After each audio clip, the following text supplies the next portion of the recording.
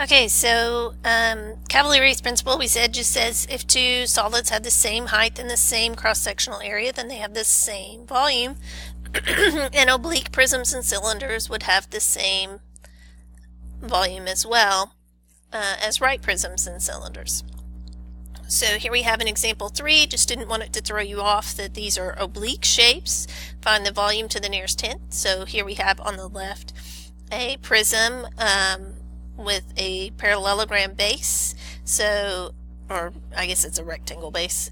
So area of the base times the height. The height is that 10, the distance between the bases. Notice that your height is outside the shape on this oblique shape prism, and then the area of the base is just going to be that 13 times the 20 times the height, which is 10, to give us a grand total of 2,600 yards cubed.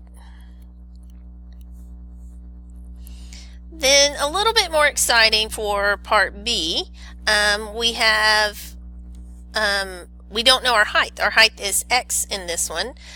We do know, let's see, volume is pi r squared h, or area of the base times height. So that's pi times our radius is 8 squared. We just don't know height. So to go find the height, we conveniently have a right triangle with 40 degrees in the bottom right hand corner, which is going to allow us to use SOHCAHTOA. So SOHCAHTOA. So we have opposite and adjacent.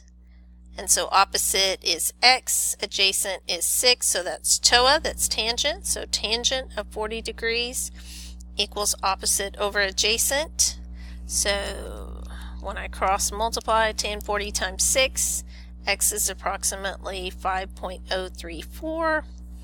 So that's our height. So pi times 8 squared times that 5.034.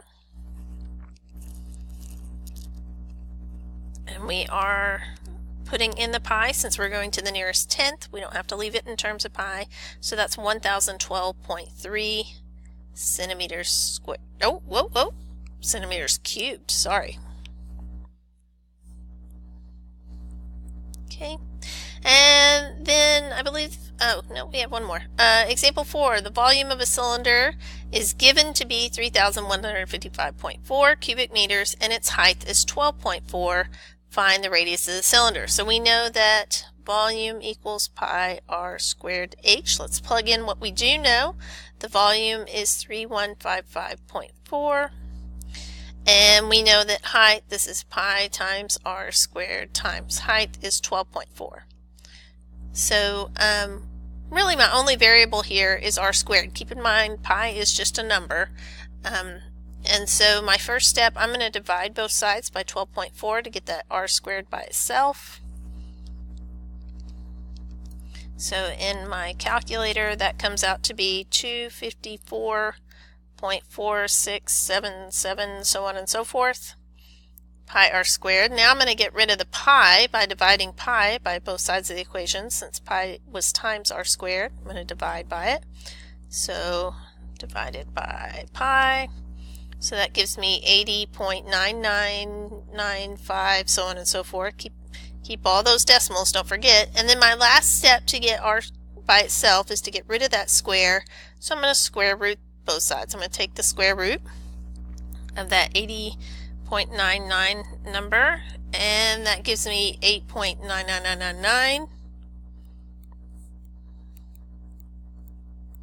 Which we're just going to go ahead and round up to approximately 9, and that was meters for the radius. Okay, so these two are a little bit more exciting. Find the volume of each solid. Let's start with this first one. Essentially what you're looking at here is part of a cylinder. This yellow Pac-Man we have here is the area of our base. We have our height of our cylinder, our distance between our circle bases is the 10. That little Pac-Man there is basically just a sector of a circle, guys.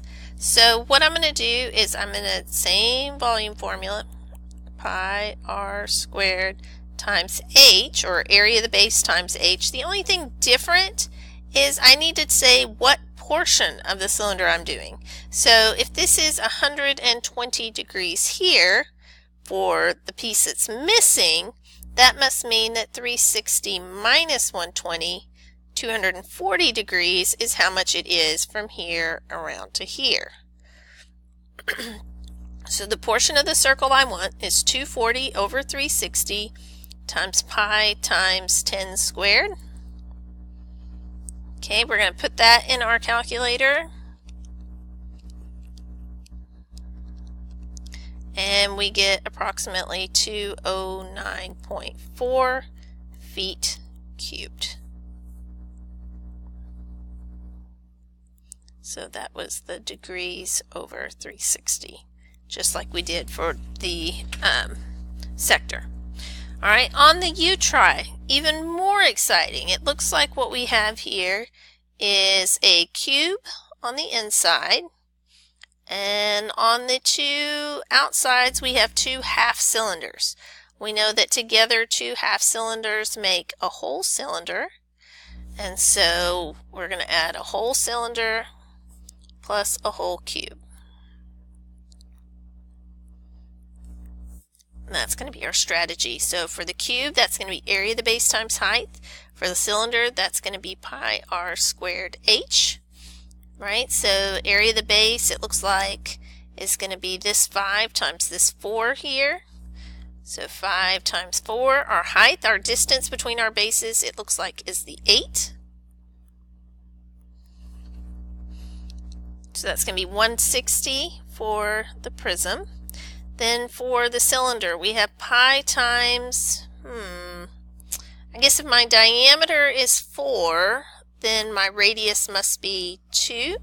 So that'd be pi times 2 squared. Height again is that 8, that distance between the circle bases. So I'm going to put that in my calculator real quick. It's 32 pi essentially, but well, I'll just put 32 pi. And so then that 32 pi plus the 160 together comes out to be 260.5 inches cubed.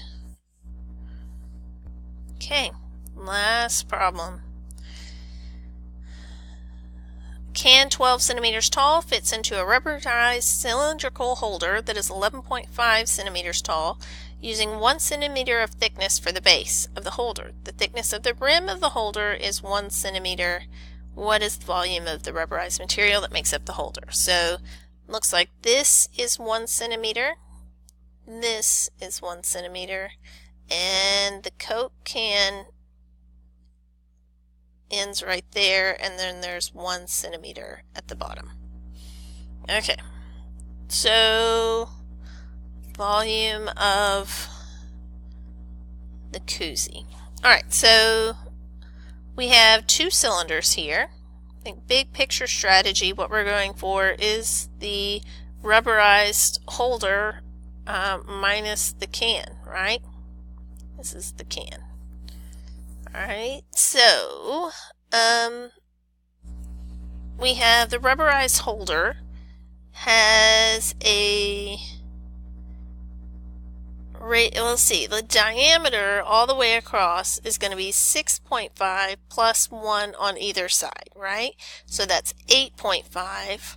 So my radius of the big one is going to be 4.25. Okay, so we have pi times 4.25 quantity squared times my height is the 11.5.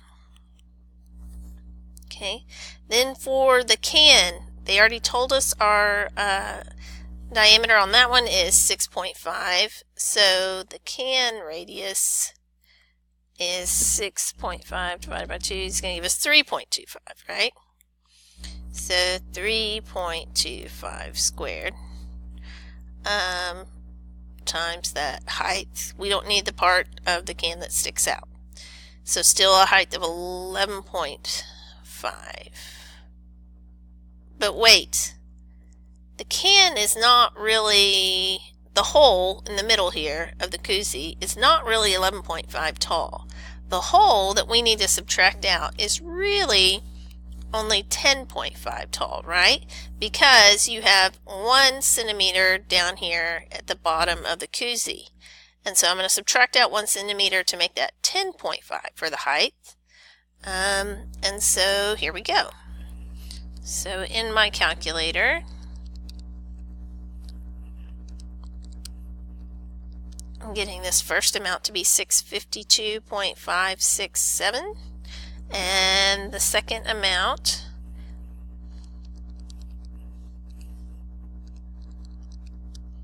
comes out to 348.4222.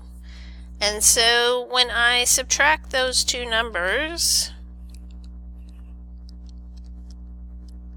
I get 304.1 centimeters cubed for the volume of the koozie. Alright, so you have a worksheet now, and I'll try and upload some videos on some of these harder problems on the worksheet, like maybe number 21, because that's a little tricky. Also maybe this one.